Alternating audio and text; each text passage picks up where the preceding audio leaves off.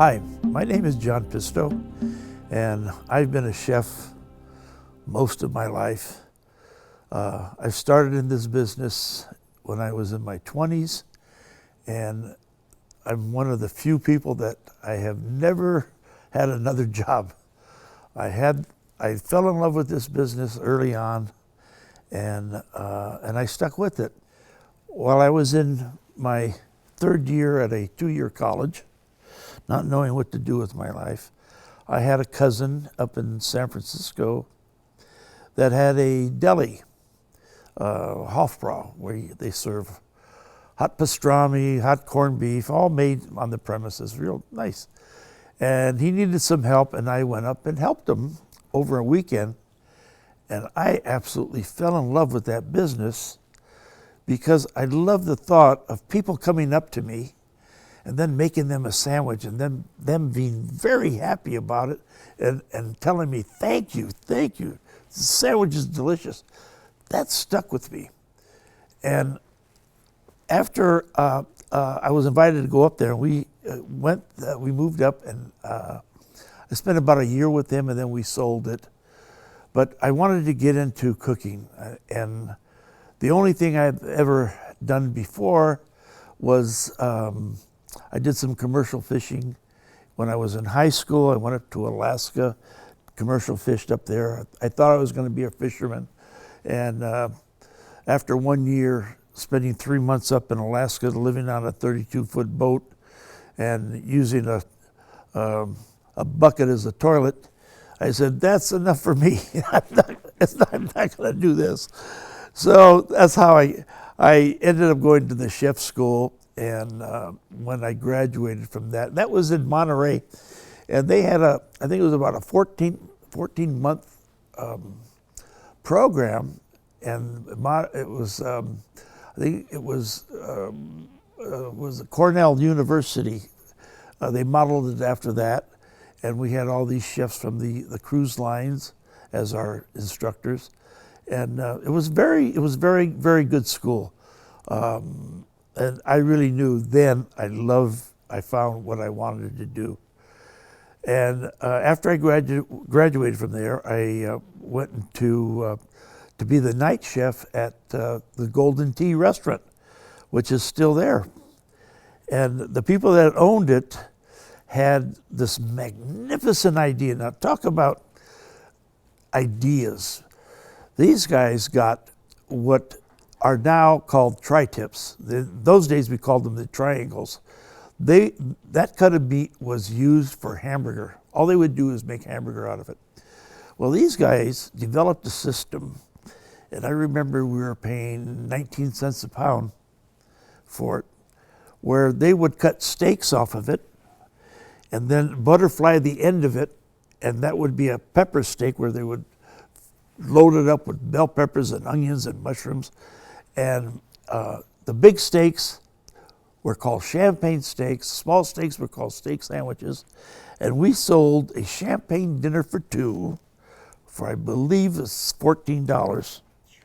And it included a bottle of champagne each, soup and salad, and one of these nice steaks. And they were about 10, 12 ounces, maybe even more. And we even gave them a dessert. I mean, for that price, and we sold tons. I mean, tons.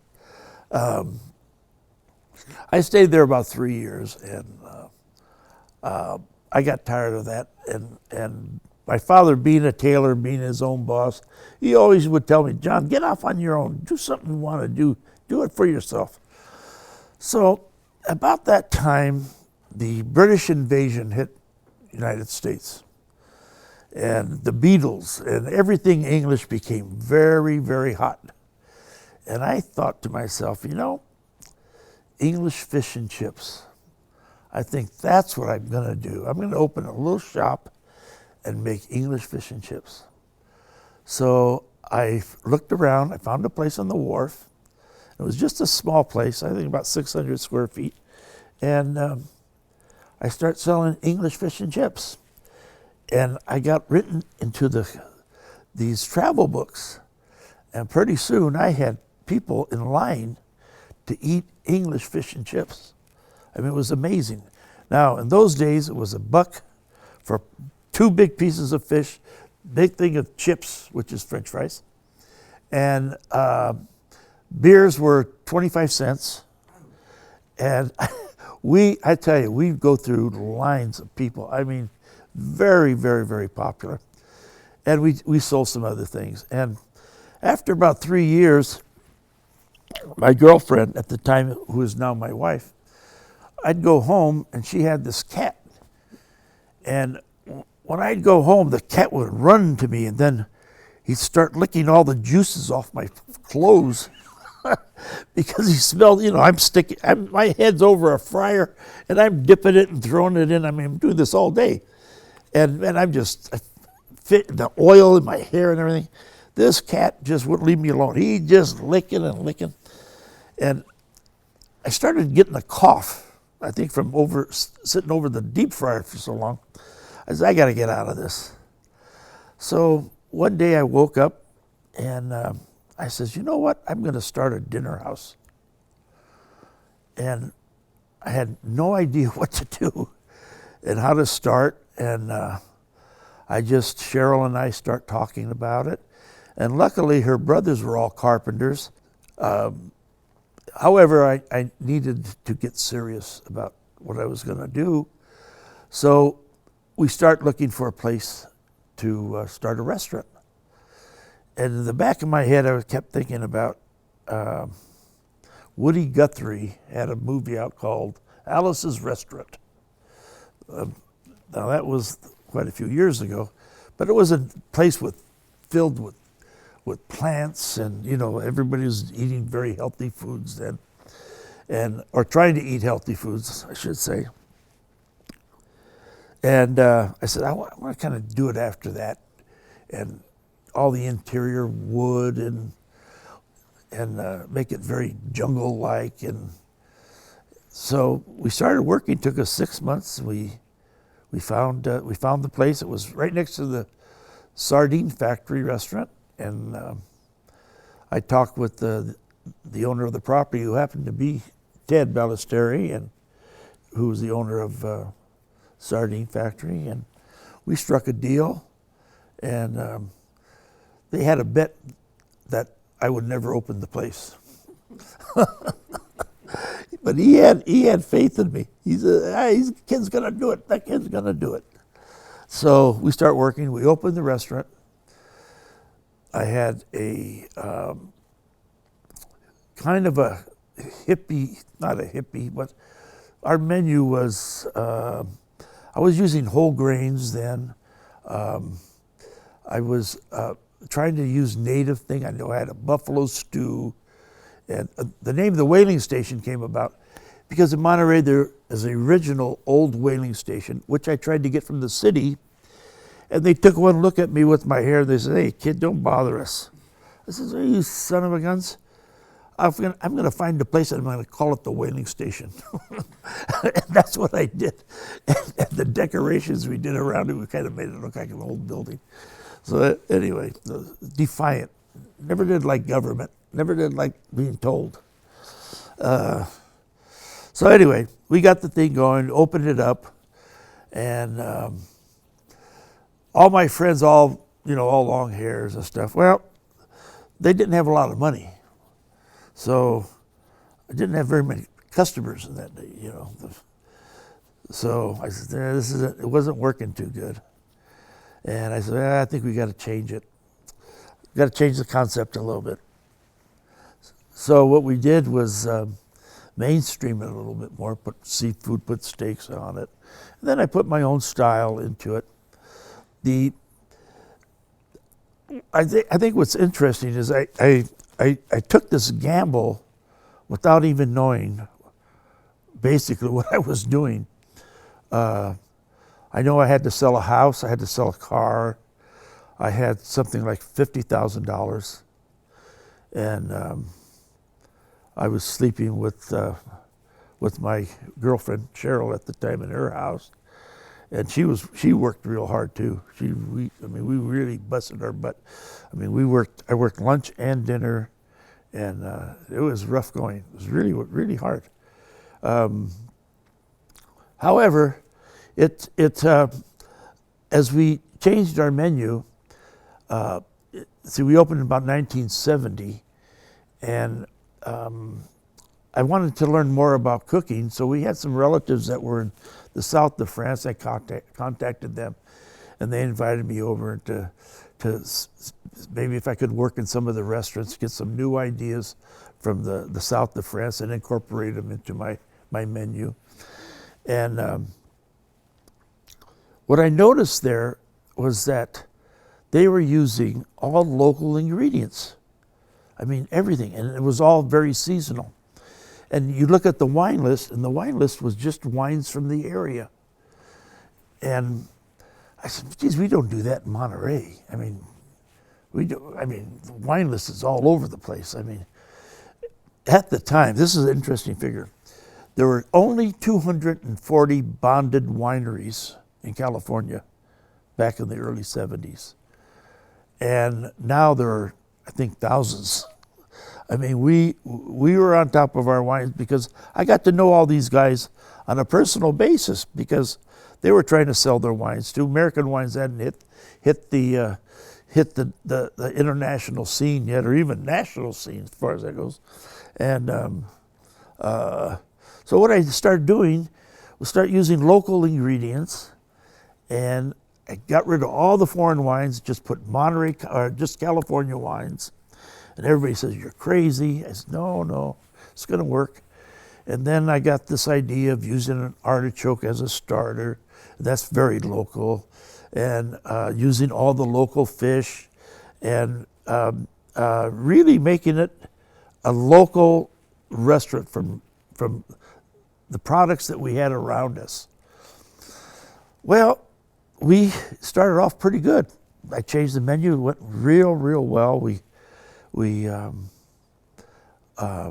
were lucky, and this man walks in one day from, he had dinner, and he says, I want to talk to you. He goes, my name is Bill Rice. I'm from the Washington Post newspaper, and I'm very impressed with what you're doing here, and I'd like to do a nice article on you. The Washington Post was, my God, that's third or fourth largest newspaper in the United States. I said, are you kidding me? And so he did an article, and when it came out, geez, I had 1 million phone calls saying, you're on the front page of the food section of the Washington Post. Whew. Well, this was part of the new movement that was just starting to happen in the United States, where the restaurants were waking up to doing their own local foods and using source products that you find in your own area, and the wines, and now it's gone crazy with the beer and all the produce, and it's become mainstay now. But then it was very new. It was very new. And so I start doing all these dishes. At that time, I was cooking on a wood fire, and nobody had done that. On our day off, I'd get the kids, and we'd go out to the fields, and I'd find the wild fennel growing, and I gave all the kids the little scissors, and we cut them in pieces, and I'd tie them. And as we're cooking fish, I'd throw bundles in there so that we get that licorice flavor of the fish. Man, people thought that was amazing. Then the restaurant kicked off, and it kicked off big. I mean, we got very busy. People loved the idea, and then the whole cuisine of America started to change at that time. So it was nice that Bill referred to me as one of the very first of the American restaurants to start really cooking American food.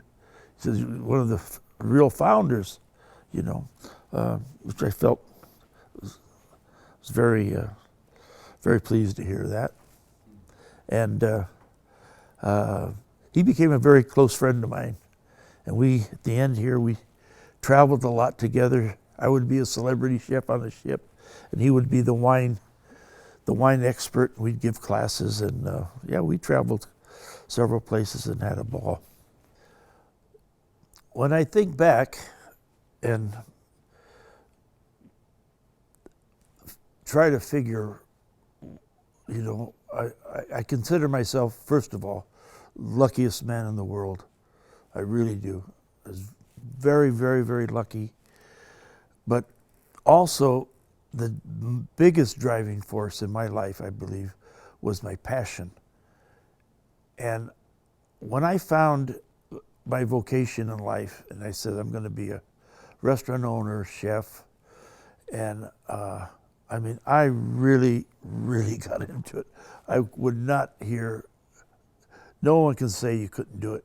I mean, I'd find a way to do it and persevere. I mean, I remember when we first opened, one night I had 3 customers, and I called up my dad, and I was crying. I said, Dad, I don't think I'm going to make it.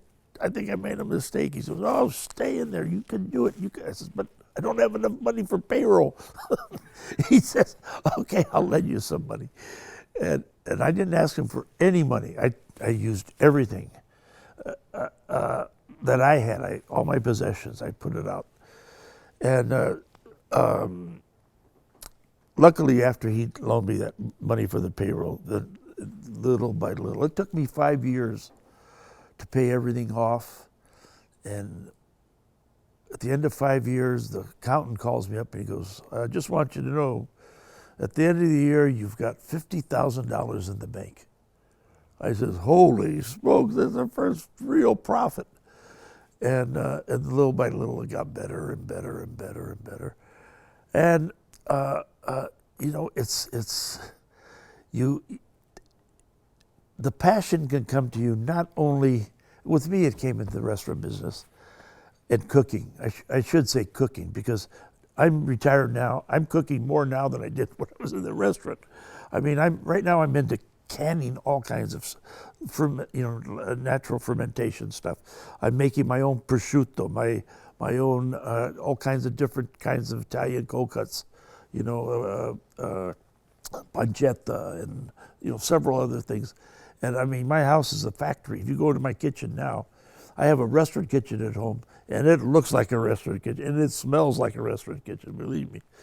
I mean, it's really my laboratory. You can, anytime you want to find me, come to the kitchen. I got a detached whole kitchen. It's about 1,200 square feet, all commercial equipment, and that is my office and my second home. But getting back to passion, it's too many people, they look at life and say, where can I make the most money? And I found that is not the way to approach things. The way to approach things is to find something you really love, and regardless of what it is, and then go for it and just get into it.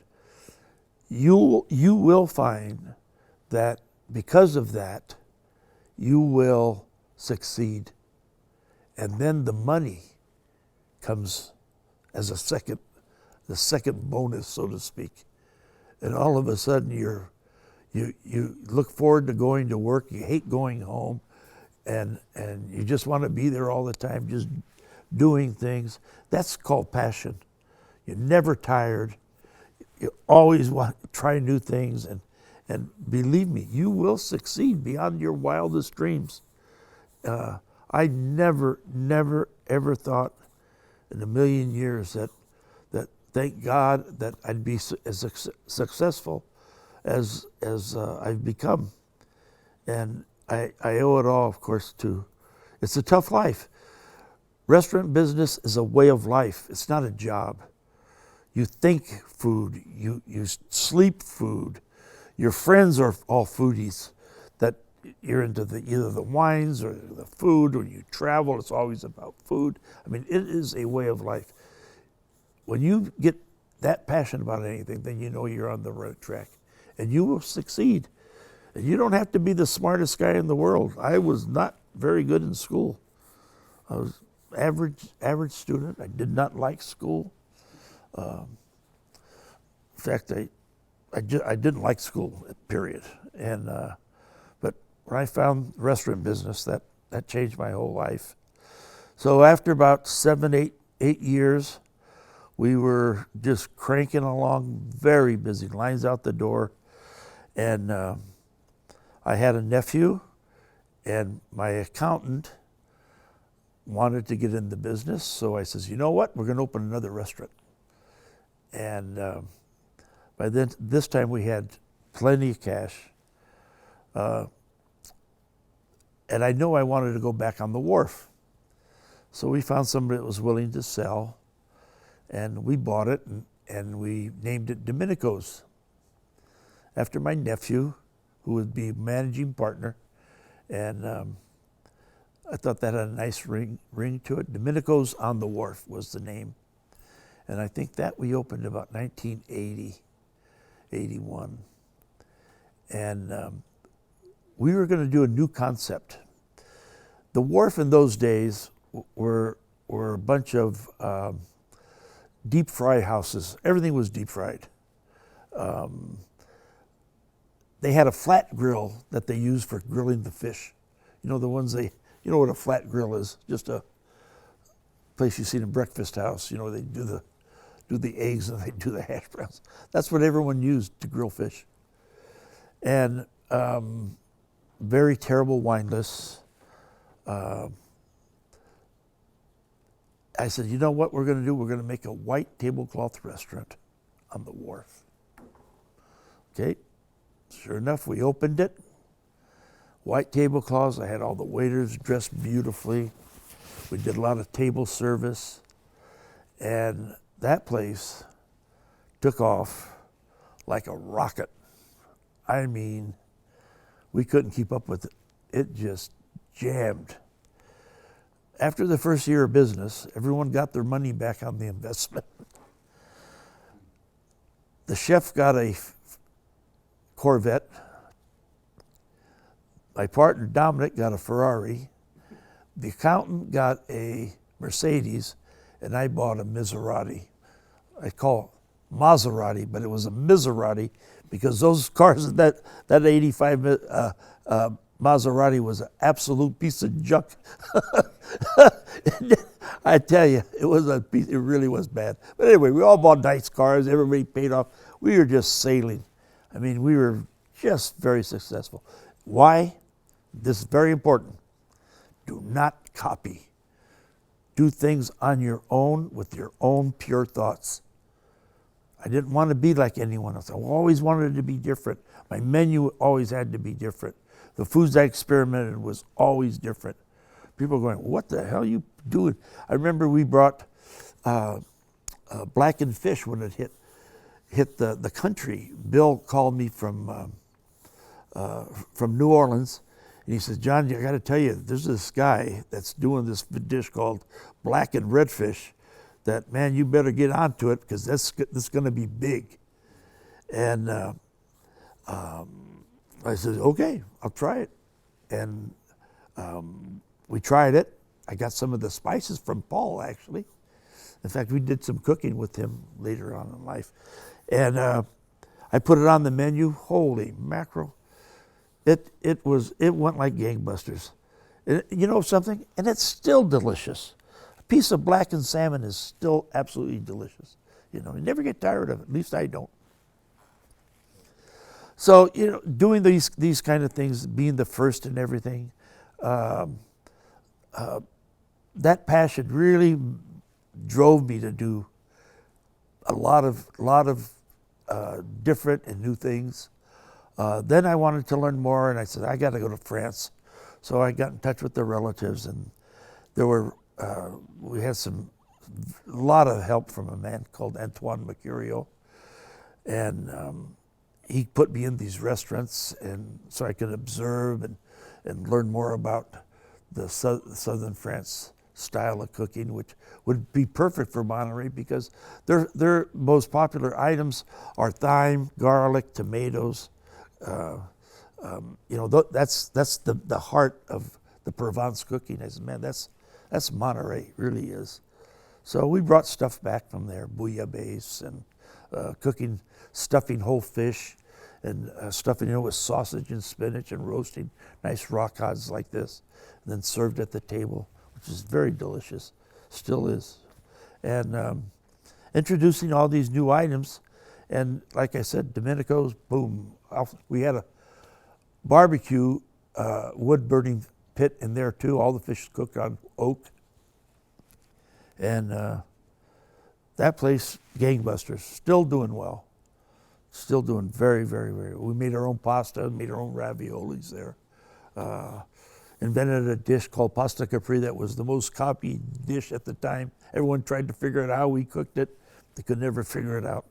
And that's still, if you ever go there, make sure you ask at Domenico's, ask for pasta capri, the most delicious pasta dish you ever tasted. And that made that restaurant. We made sure everybody that walked in would get an appetizer of that. Imagine that. Then they'd have the other food and you know, some of the other items. Very had a great feeling to it. So that went off for about 7, 8 years, and then I said, you know, I think we're ready for another restaurant, boys. What do you think? And they said, sure, let's do it. And so that was about 1990. And Abolonetti's, which is still there, was a restaurant based on squid, calamari, right? And these people had a menu of about 8, 9 different calamari dishes. And these were real old-fashioned Italians, you know, not real business people. And they were just limping along. I think at the time they were doing something like, I think 8 tons of squid a year. Because they would clean their own squid, and the food was very, very good. But, you know, they didn't know how to merchandise. So we got the restaurant, revitalized it, remodeled the whole thing, and within 3 or 4 years, we were doing 90 tons of calamari. And I had 3 guys that were cleaning the squid for us every day. And that was quite an achievement. And that was another one that took off like gangbusters. I mean, once we opened the doors, boom, that thing just went crazy. Very, very, very good restaurant. Best squid dishes. If you're ever down there, ask for the Marty Special. That is a classic dish. I mean, just the best. I mean, people, it's legendary, you know. Of course, then we got into the Monterey Prawns, and we were the first to really get that one off the ground. And that was back in the whaling station days, and nobody was using them. And I had a good friend of mine, Ronnie Aliotti, who was fishing, and he says, "Come on, let's try them here. Come on, please try them." And I think we were paying $1 a pound, maybe $1.50. Now, if you go to a Chinese restaurant up in San Jose, they deliver the live Monterey prawns to them, and they keep them in the tanks. And you order, and it's $100 an order. Something like $36 a pound. How's that? That was fun. So, you know, that kept going. And again, I think the key to the success of the restaurants was that we never copied anybody. I tried to always do things that were different. And you know, I have an old saying, I make dust, I don't eat dust. You know what I mean? I want to be out in the front. I don't want to be in the back. I want people to copy us, which we didn't appreciate that, but they did. And I think that was probably the most successful thing we've ever done, was being original. And so that went along for 25 years. Well, we sold it after 25. That went along for another 10 years, and we had an opportunity. Oh, in between, like I didn't have enough to do. In 1990, the cable channel here locally wanted to do a food show. They had an idea, Sal Ballesteri, and I did some live ads for Abalonetti, And I directed them, and I did the whole thing. They just brought the guys. I said, I want the boat to tie up on the dock, and I want them to bring in the fresh salmon from the boat onto my dock. And then we would, I'd show off the fish. I said, look at this. How can you not want to eat a piece of this? Anyway, Sal, who was the president of the channel at the time, said, I think you're the perfect guy to do a food show for us. So I said, sure, let's try it. So we started off with a guy named Mike Goodenough. And it was kind of, he tried to be funny, but he used to interrupt me when I was trying to talk. He thought it was funny. I didn't think it was funny. But anyway, we went along for a while. And a national channel happened to see the show and wanted to put the show on national TV. And would I be interested? I said, sure, I'd be interested, absolutely. So we partnered with what was that called in those days? Yeah, with those guys, with Sal's help. And I started doing shows in my house and cooking dishes.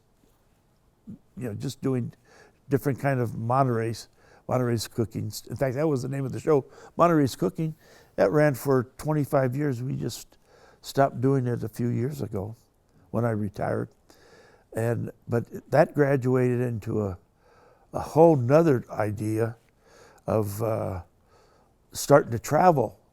And we started traveling all over. I mean, we went and did shows in Italy, in France, in China, in Mongolia, Thailand. Then where'd we go? Up north, Canada, Alaska, Sicily, Croatia. Where are some of the other places? Just a bunch of different countries. And we remained on TV for over 25 years. And I had complete control over the show, and because we would never rehearse. And we had somebody come and look at us to do some show on some major network. And they said I'd have to do this, this, this, this, this. I says, I'm not interested. Sorry. I was making good money. I was not thinking of getting into that full time. I said, now I'm happy with what I'm doing. I do everything the way I want it. We're a one-shot company. We shoot it one time, that's it. I mean, it was really, we called ourselves the Guerrilla Productions. I mean, but it worked, it worked. Then we got into a product line. I mean, here's an example of starting over here, and pretty soon you got this. I started bringing in pasta pots, these big pots with the 4 colanders on them. The restaurants use them where you can cook spaghetti here, raviolis here, gnocchi here, all in this one pot. It was, for the restaurants, it's amazing. Instead of having a big row of pots on your stove, you got one big pot. I mean, we sold so many of those things. It was crazy. Then we wrote books. Got 2 books out. The one book we've went to print 3 times on it. It was very popular. Then we got into a cast iron grill. We used to sell that like crazy. And we started our own spices and spice line, vinegar, oils. Got into a whole, it's a whole industry going here. We had the restaurants going, had the TV show, we had the products going. I mean, we were moving pretty good. And restaurants were very, very, very busy. And then we decided to open another restaurant, and it was on Cannery Row. And that was another gangbusters. Boy, that went crazy also. And that was called Paradiso. And that was a Mediterranean style place. And also a very good restaurant. There were some things that changed the dynamics of the row that kind of hurt the restaurant. And it was kind of a struggle at the end. So we just ran off our lease on that one. But the other ones I came to a point where I wanted to sell, and I sold them. And I got very good money for them, and was able to retire at the lifestyle that can do whatever I want. And which I say I'm the luckiest man in the world. I have a beautiful wife. I have incredible children. I have my grandchildren are the most beautiful little creatures you ever want to see. They're just, I tell you, I'd do anything. I never knew what love was until I had grandkids. And people that know me, I was one of those wild chefs. A lot of screaming, a lot of throwing pots and pans. I can't do those things nowadays. They have laws against that. It's called hostile work environment. Man, I used to throw pots and pans. Oh, yeah. But as I retired, I've mellowed out, and I'm a real nice guy now. Right, honey? And then, so my life has been so wonderful. And now that we're retired, the only thing is I wish I was retired earlier because there's so much things we want to do. And, the cooking in the house, experimenting with foods and doing some of the traveling. And looks like there's not enough time yet. But we're going to go strong as hard as we can for as long as we can, and just keep it going. So I think if you want to wrap up my story, I think what you would say, here's a guy that started with nothing. And I mean, I had $50,000. That's what I opened the restaurant with. We hardly had any money to run it. I mean, we just run it from day to day. And if you stick with something, again, the most important thing is the passion. You got to have that. I don't know, how do you describe a passion? I mean, you just don't take no for an answer. You're just going to keep trying. You're going to keep trying. You're not going to give up. And you just have to believe in yourself that this is going to work. It's going to work. I'm going to make it work. And you put your head to it, and you know what? It'll work. It'll work. I'll guarantee you. And you'll have fun doing it too, because you love what you're doing. Seriously, there's always room for new things. The food industry nowadays, there's so many neat things you get into, but new things. I've got 100 ideas in my head about restaurants. Every time I see a certain location, I say, that'd be a good restaurant. I just know what I could do it there. Now I got a couple ideas to open another restaurant. I said, I know this would go. I guarantee you I would make a fortune with this one. But you know what? Nope, not going to do it. I'm retired. I don't want to get back into it again. So, bottom line, find something you love to do. Maybe it's a gardener. Maybe, it could be anything. It doesn't have to be a cook. It could be anything. But strive to be the best. Try new ideas. Be different. And go for it. And I'll guarantee you will become successful. If that's what you want, the money will come. Most important thing is find something that you love in your heart. And the whole family's got to back you up on it. That's very important. So that's my recipe for success. It's hard work. That's all it is. Hope this was enlightening to somebody or anybody. Thanks a lot.